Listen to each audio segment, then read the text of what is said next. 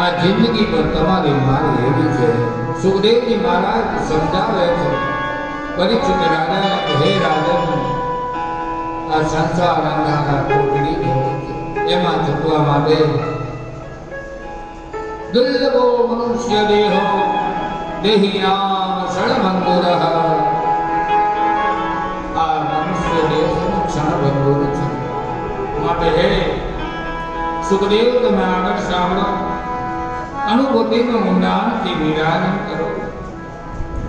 તમારા મનની અંદર એકાંતવાસ કરો. એકાંતવાસ એટલે ખાલી ઓયડો બંધ કરીને હરિનો જપ કરવો એને એકાંતવાસ ન કહેવાય. એમાં તો કદાચ કંટાળો આવે, પણ મનની અંદરથી જ્યાં સુધી સંસાર નહીં નીકળે ત્યાં સુધી એકાંતવાસ ન થાય. સંસારમાં રહેવું છે, બધું કરવું છે, પણ હારોહાર એકાંતવાસ એટલે કે ધર જોડે વન મેં બેસી ગયો, મન વાસના ત્યાગો નહીં, પંચદેશ બધાએ ભૂમિ તપે, સતબોધ હરિ કો લગાયો નહીં,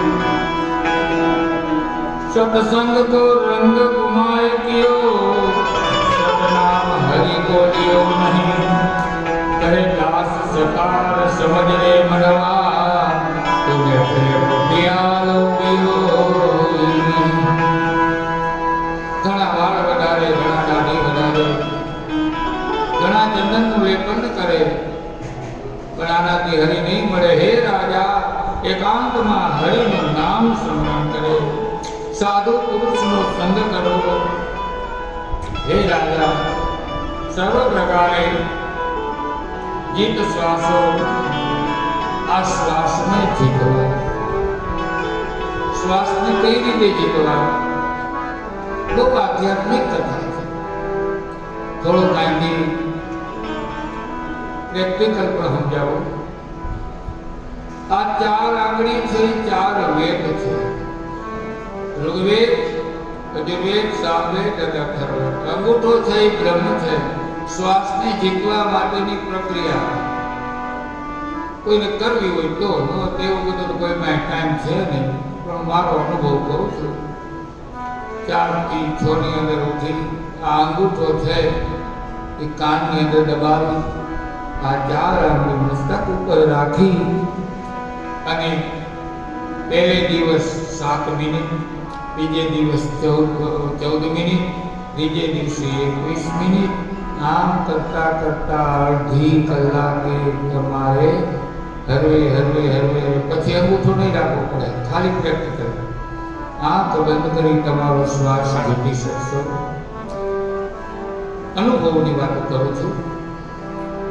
પછી આંખ બંધ હોય, કેસરી પટ્ટો દેખાય, લાલ પટ્ટો દેખાય, ક્યારેક બ્લુ પટ્ટો દેખાય, અને છેલ્લે એમાં તમને જ્યોતિ રૂપી દર્શન થાય. આ બધું કરવા જેવું ખરું, પણ આવું અઘરું ખરું, પણ આમ અઘરું નથી. કરે એના માટે બધું હેલું છે. પછી અમૃત ની ભાવના કરવી. સુખદેવજી મહારાજ કહે છે, હે પરીક્ષિત, અમૃતની ભાવના.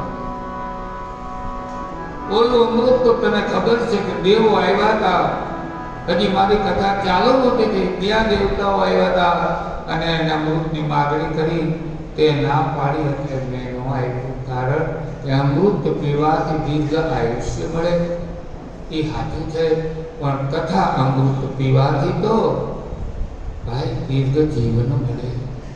માટે અમૃતની ભાવના. જો ભાગવત કી એવું નથી કહેતો, અમૃત જેને જોઈતું હોય, એટલે અત્યારે એનું અમૃત, પેઢીનું અમૃત બરાબર જ છે.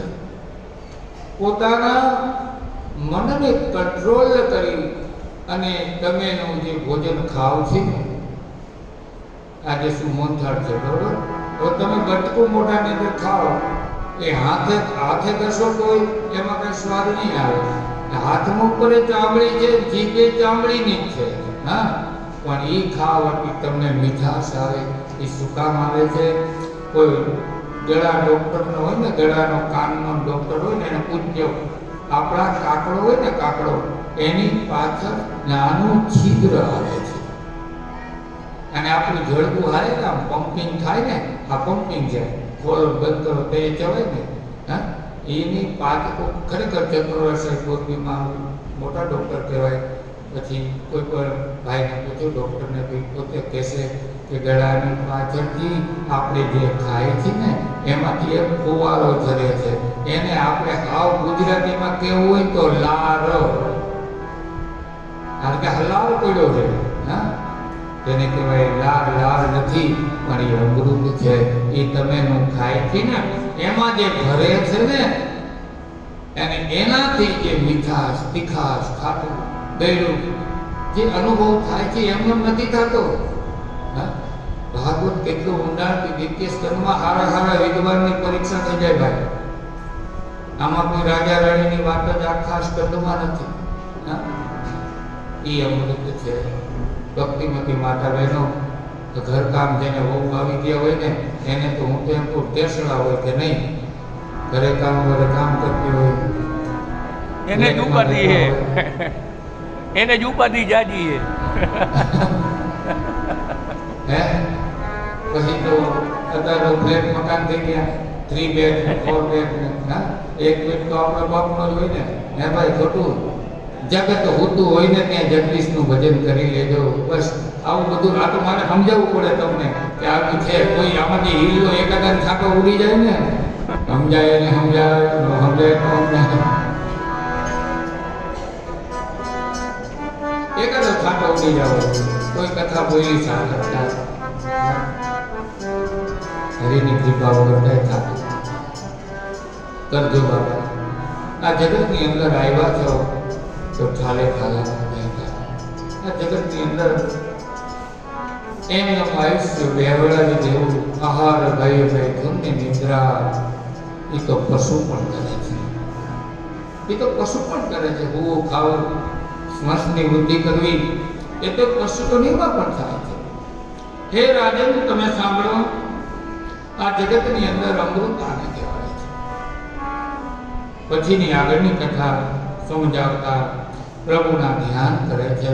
એક સૂક્ષ્મ ધ્યાન છે, અને એ સૂક્ષ્મ ધ્યાન કરવું એક સ્થૂળ ધ્યાન છે.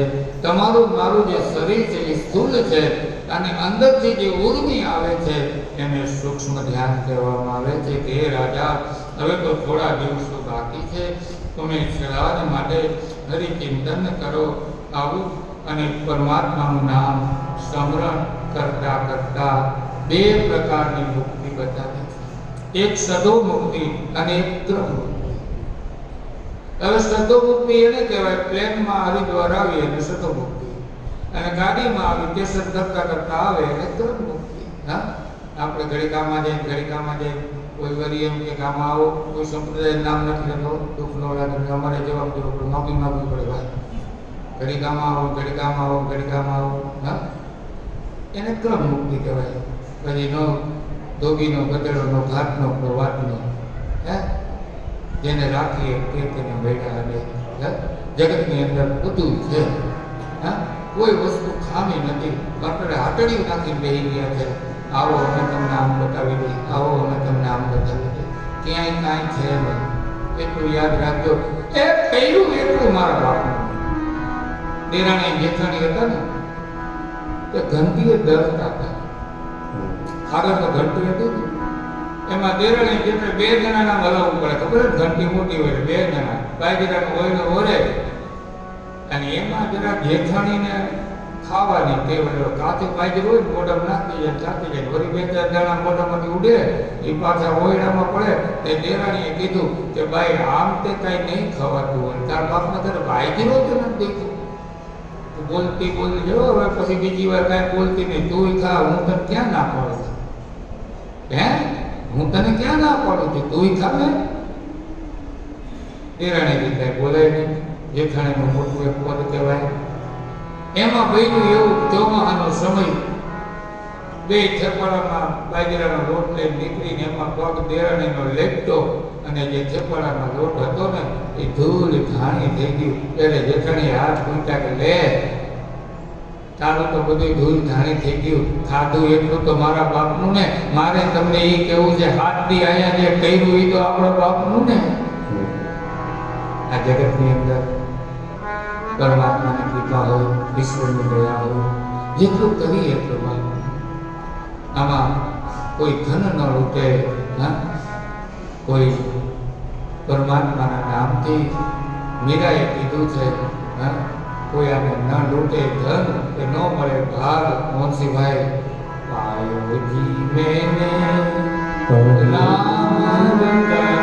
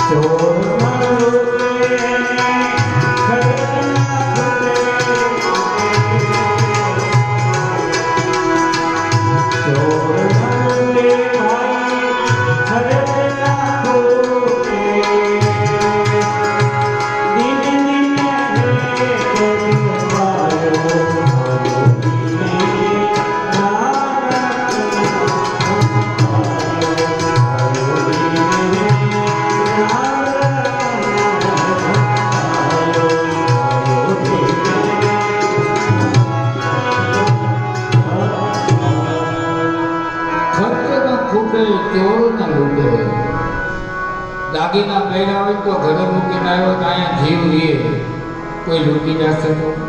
અહીંયા આવીને તમે જે ભજન કર્યું એને કોઈ લૂંટી ન શકે. ખર્ચ ન ખૂટે, ખર્ચ કરવાથી એટલે કે બીજાને જ્ઞાન આપવાથી અમુકનું જ્ઞાન વધે, ઘટે. હે રાજન સાંભળો, આ સૃષ્ટિનું સર્જન ભગવાને કર્યું. ભગવાનની નાભીમાંથી બ્રહ્માજી બન્યા. બ્રહ્માજી આ સૃષ્ટિની રચના કરી. આ જગતની અંદર ભગવાન એવી સૃષ્ટિ બનાવી કે બ્રહ્માજીને પણ ખ્યાલ ન રહ્યો હું ક્યાં છું. તપ તપ અવાજ સંભળાણા. બ્રહ્માજીએ તપ કર્યું, ભગવાનને દર્શન આપ્યા. કેવા લાગ્યા કે હવે તમે સૃષ્ટિની રચના કરો. આ જગતની અંદર મારે હવે એકનું અનેક થવું. ભગવાનને પણ એકલું રહેવું ગમતું નથી, તો આપણને એકલું રહેવું ક્યાંથી થાય? ભગવાન કહે છે દરેક પ્રકારની સૃષ્ટિની રચનાઓ કરવા લાગ્યા છે. સૃષ્ટિની રચના થઈ અને નીચેના હાથ લોક બનાવ્યા. એ 7 લોકના પણ નામ અતર વિતર સુતર પાતર અનેક પ્રકારની સૃષ્ટિ રચ્યા પછી હરિ સ્મરણ હરિ કીર્તન કરતા, ભગવાન નારાયણ સ્મરણ કરતા, બધું ભગવાનની માયા ઉપરના લોકો બનાવ્યા. સર્વ પરિપૂર્ણ થયું અને અંતે ભગવાન આજે કહેવા લાગ્યા કે હવે બ્રહ્માજી સૃષ્ટિની રચના તમે કરી તો હું તમને ચતુશ્લોકી ભાગવત આપું છું. આ ભાગવતના આધારે મનુષ્યો મારું ભજન કરશે. આ 4 શ્લોક ખાલી આપ્યા હતા, એમાંથી 18,000 શ્લોકો વેદ વ્યાસ. યથા મહંતિ ભૂતાની ભૂતેષુ વદસે સ્તતો પરિસ્થાનાં પ્રવિષ્ટાનાં દદા સુદેવ સુદમ. અનેક પ્રકારના ચતુષ્પદી સૃષ્ટિ બનાવી આહાર શુદ્ધિ હે રાજન તમે રાખજો. પરીક્ષિત રાજા કહે છે 7 દિવસમાં મન જળનો ત્યાગ કર્યો છે મારા. આહાર શુદ્ધિ એટલે જેની આહાર શુદ્ધિ ન હોય તેને ભક્તિની પાત્રતા ઓછી પડે. લસણ કાંદા ન ખાવા એવું આપણને સંતો કહે છે, એની પાછળ સાચું રહસ્ય છે. એનાથી તામસી બુદ્ધિ થાય. એ તામસી બુદ્ધિ હરિના ભજનમાં વિક્ષેપ કરે છે. 3 વખત ભગવાન કહે છે ભોજન કરો પણ સાત્વિક કરો.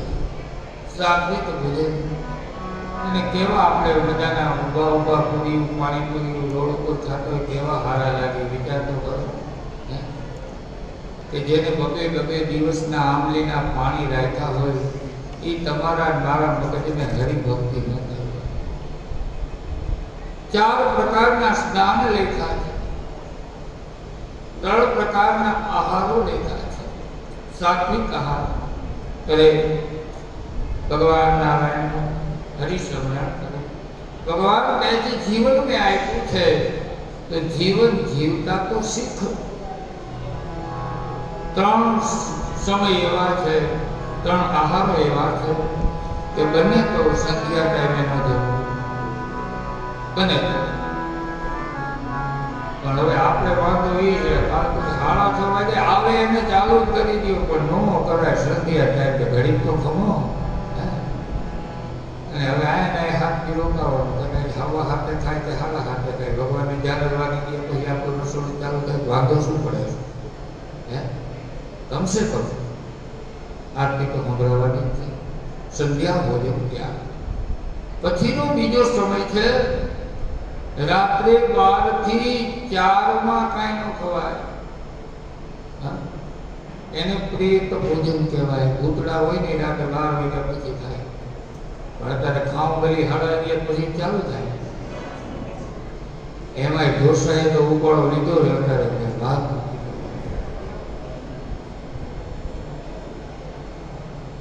ભાઈ ચાઇનીઝ શું એમાં હવા દેવે મને બી નથી. ભગવાનની કૃપા હોય હરિની કૃપા હોય તો બની શકે તો રાત્રિના 12 વાગ્યા પછી ભોજન મળે. ભગવાનની જાહેર આરતી વાગ્યા પછી ભગવાન આગળ લખે છે 4 પ્રકારના સ્નાન કહેવામાં આવે છે. 4 પ્રકારના સ્નાન કરવા બની શકે તો 4 વાગે. બીજું સ્નાન એને દેવ સ્નાન કહેવાય, ઋષિ સ્નાન કહેવાય.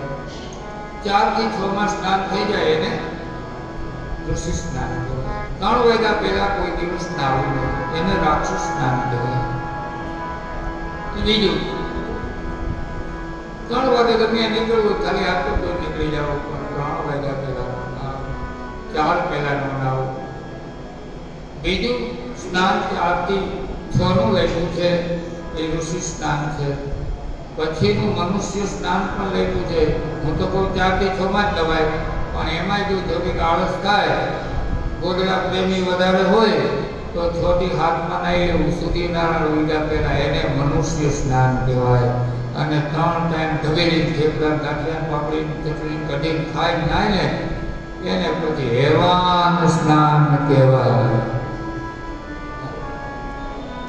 જેને દુનિયાની કાંઈ છે જ નહીં. ભગવાન નારાયણની કૃપાથી હે રાજન આહાર શુદ્ધો સત્વ શુદ્ધો સત્વ શુદ્ધો ધ્રુવા શ્રુતિ. જેનો આહાર શુદ્ધ છે, જેની વાણી શુદ્ધ છે. વાણી પણ 4 પ્રકારની. વાણી બોલો પણ 4 પ્રકારની. પરા, પશ્યંતી, મધ્યમા અને વેખરી. પરા એટલે કે સંતોની વાણી પરા છે. પશ્યંતી જે જોઈને બોલે વિચારીને બોલે એને પશ્યંતી કહેવાય. મધ્યમા બીજાને સારું લગાડવા માટે બોલે, સરસ મજાની ચીજ. ઘણાની વાણી એવી મીઠી હોય ને આપણને એમ થાય કે આપણને અડે નહીં તો સારું, નકર 100-220 મીઠી છે, સીધું ધૂપકો મારી 300 પહોંચી જશે. એવી વાણી મીઠી હોય, અંદર તો આવડી કાતર હોય. અમારે તો આમ છે તેમ છે, તમે આવી ગયા, બહુ સારું કર્યું, બહુ સરસ. તો જમીન આવ્યા હશો નહીં, 12 વાગે જમીને આવ્યા, તારા ઘરે એમ કે કાંઈ કરવું નથી. એવી વાણી મીઠી હોય, આપણને એમ થાય આ મધ્યમાં વાણી. અને પછી વેખરી વાણી, જેની વાણી કર્કશ હોય. બીજાને દુઃખ લાગે એવું જ બોલે, એને એવી ખબર નથી કે મારી વાણી આવી છે. પણ કર્કશ વાણી ન બોલવી. આગળ જતા માયાના પ્રકારો બતાવ્યા. માયા છે માયા જેવી છે. આગળ બ્રહ્માજીની સૃષ્ટિની રચના કરતા અનેક પ્રકારે દ્વિતીય સ્કંદમાં સાધનો બતાવ્યા છે. અને આ સાધનો બતાવ્યા પછી હવેની કથા દ્વિતીય સ્કંદની પણ ભીમા બાપા પરિવારના, અઘારા પરિવારના જે સાત સહકારથી અને એમની જ કથા છે. એવા પવિત્ર બીજું વાગ્મય પુષ્પ પરિવારના સર્વે પિતૃ જેટલા છબી રાખી છે, નામી અનામી નાળિયેરો રાખ્યા છે, એમને ભગવાન સદગતિ આપે અને ભગવાન ગૌલોકમાં પ્રાપ્તિ કરે. બીજું વાગ્મય પુષ્પ ભગવાનના ચરણમાં અર્પિત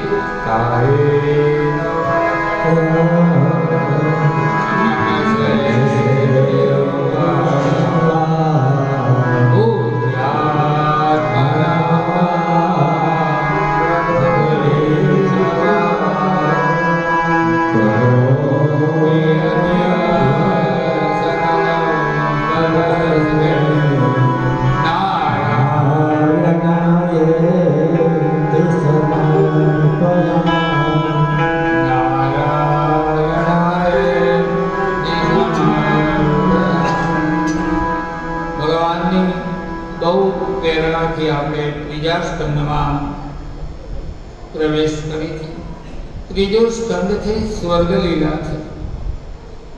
સ્વર્ગ લીલા એટલે વિદુરજી અને મૈત્રીજીનો સંવાદ છે.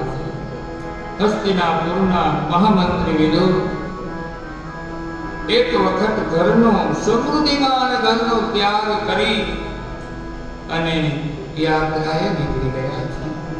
રાજા પ્રશ્ન કરે છે કે મહારાજ, મને એ બતાવો કે આવો સમૃદ્ધિમાન હરિભક્ત પોતાને ઘર છોડવું કેમ કહ્યું?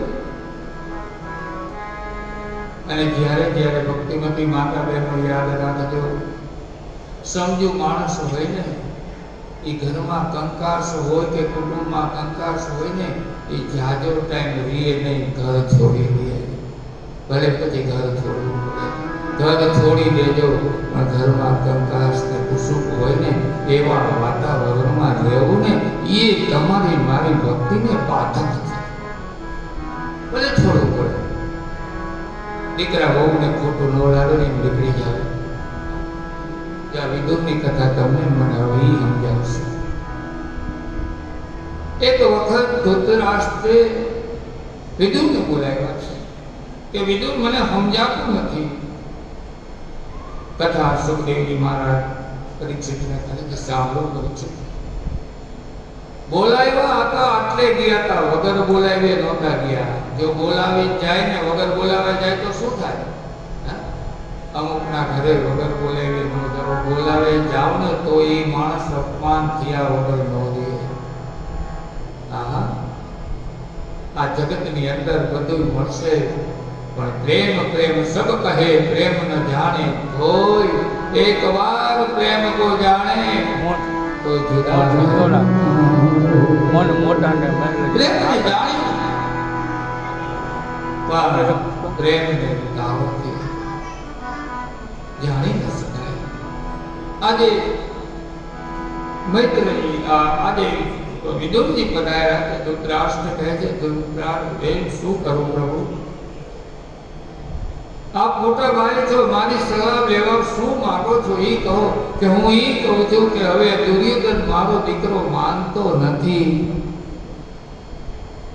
અને ભગવાન કૃષ્ણ આજે વસ્તી કરવા માટે કાલ સવારનું પ્રભાત થતા આવે છે. તો મારે શું કરવું? મારે કૃષ્ણની હારે શું જવાબ દેવો? ત્યારે વિદુર એટલું બોલ્યા છે કે મોટા ભાઈ, તમે આંખે તો આંધળા છો, પણ બુદ્ધિ ને મનથી પણ આંધળા છો. એક પુત્રના પ્રેમની અંદર આખી પ્રજા હોમાઈ જશે, લોહીની નદી વહેશે, કઈક ના ચૂડીને ચાંદલા રૂંધાઈ જશે.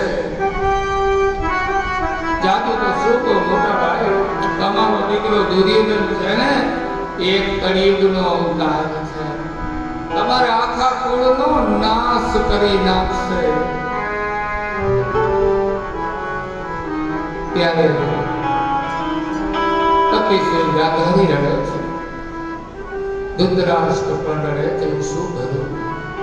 આ કથા તમને મને સમજાવે, જાજા પુત્ર પ્રેમમાં રહેશો નહીં. દુર્યોધન જેવો દીકરો હોય, માતા પિતા એને છોડી દેવો. કંસ જેવાને એમના પિતાએ છોડી દીધો હતો. વિશ્વશ્રવાએ રાવણને છોડી દીધો હતો. આવા દીકરાનો વિભાગ. પ્રહલાદે પિતાને છોડી દીધો હતો. આગળ ચરિત્ર કથા હશે. જ્યારે દીકરો અધિકારીનો હોય ને, છોડી દેવામાં કોઈ પાપ નથી. વિદુર કહે છે, હજી મોટા ભાઈ સમજાવો, તમે માનો મારું, પણ માનતા નથી. અને ચંડાળ ચોકડીના કાને વાત ગઈ. ચંડાળ ચોકડીમાં 4 જણા હતા. એક કર્ણ, એક દુર્યોધન, મામો શકુની અને દુશાસન. આ ચારેય સાંભળ્યું કે આજે વિદુર તમારો રોટલો ખાય છે ને તમારું જ વાટે છે, તમારા પિતાને ઉશ્કેરાટ કરાવે છે. અને જ્યાં વિદુર નીકળવા જાય કે ચારેય ચોરદાર ચોકડી આવી જાય છે, ગાળો દે છે, અપમાન કરે છે. અમારા ટુકડા વગર જીવનારો તું કાબો દઈ બોલાવે, કાકા કાકા. આજે અમારો ખાય ને અમારો ખોટો છે, નીકળી જાઓ અમારા રાજદ્વારની બહાર. ત્યારે કીધું, તારા બાપે બોલાયો લાવ્યો છે, આમ તો નથી આવ્યો. કદાચ તને ગમતું ન હોય ને તો અમારા હથિયાર મૂકીને જાઉં છું. એનો અર્થ એ થાય કે હું પાંડવો ભેગું નહીં ભરું. એની પક્ષ પલટો નહોતો. હથિયાર મૂકી નીકળી ગયા છે. ભગવાન આવવાની તૈયારી છે, વસની કરવાની આવે છે. અને વસની કરતા ભગવાન વિદુર અને સુરબાને એમ થયું કે આવી મોટી ભગવાનની સ્વાગતની તૈયારી છે. કેસર છંટાયા છે, ફુવારા લગાવ્યા છે, ભગવાન દ્વારકાનો નાદ આવે છે. અને પરમાત્મા જ્યારે આવવાની તૈયારી, આંખ બંધ છે, કોઈને દ્રષ્ટિ નથી દેતા. વિદુર અને સુરબા એક બાજુ ઉભા ભગવાનને હાથ જોડી પ્રાર્થના કરે છે, પ્રભુ અમને દ્રષ્ટિ આપજો, અમે તમારા નેત્રના દર્શન કરી શકીએ. રથ આગળ ચાલે, ભગવાનના દર્શન થયા. આ બાજુથી દુર્યોધન સાંભળ્યું લઈને આવે છે. હસ્તિનાપુરના યુવરાજ દુર્યોધન સાંભળ્યું